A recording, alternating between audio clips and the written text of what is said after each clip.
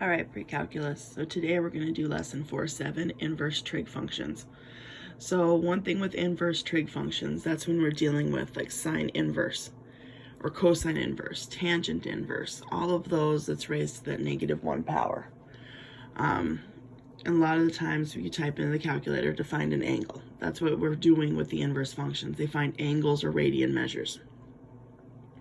So let's say they ask you to find the exact value, and this is something that I believe is also on the ACT. So we're finding the exact value of sine inverse of root 3 over 2.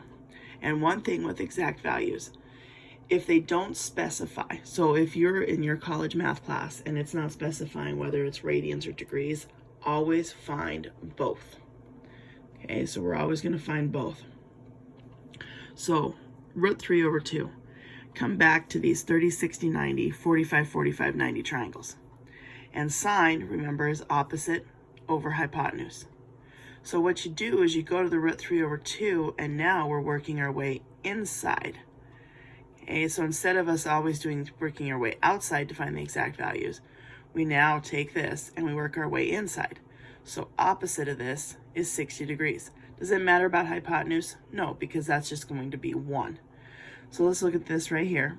Opposite of it is 60 degrees. So my exact value here is going to be 60 degrees or pi over 3. Convert that to radians. So then, like when I converted it to radians, remember it's pi, 180 over, or pi over 180. Simplify that fraction down. That's where I got the root 3 over, or the pi over 3. Okay, down here. So now we've got cosine of the sine inverse of 1/2. So what this is going to end up being is you're finding this as an angle or a degree or radian, and then you're going to find the cosine of that. So let's do this first. Always work inside first.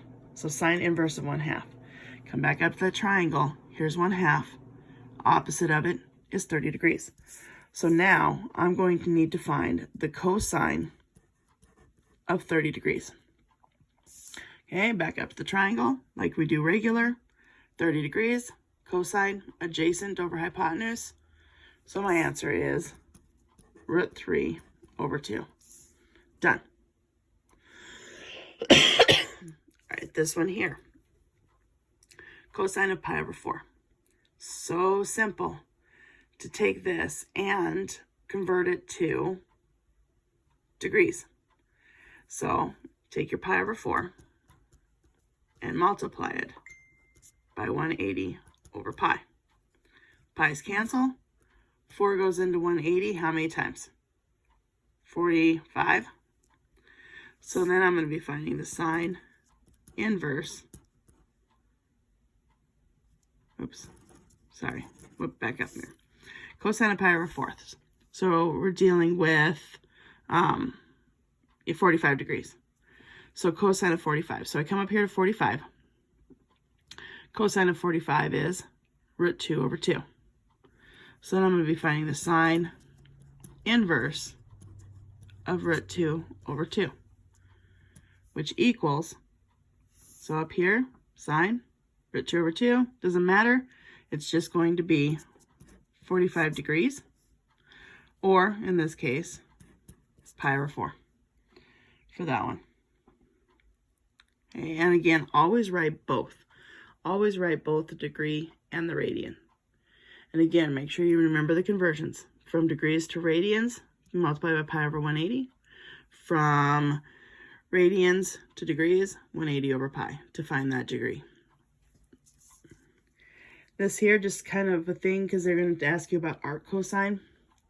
Arc cosine, or arc sine, or arc tangent is the same thing as cosine inverse, or sine inverse, or tangent inverse. Okay, so there's kind of a rundown of finding the exact values. A lot of these you'll be doing on calculator, actually. And one thing that's kind of cool is if you ever had like cosine inverse of, let's say, cosine, I don't know, x equals 4, these cancel each other out. So my answer would just be 4. Now you'll see that on a couple of them. And you can also bring out, if you don't have anything with the 30, 60, 90 or the 45, 45, 90 triangles, and it's something like a big angle, like 7 pi over fourths or whatever, use your unit circle. Find that sine or cosine of that unit circle, and then work your way through. Okay, so that's what you're doing today. Yes, we skipped 4-6. I want to be there to teach those sinusoids so that you guys can see me up there on the board.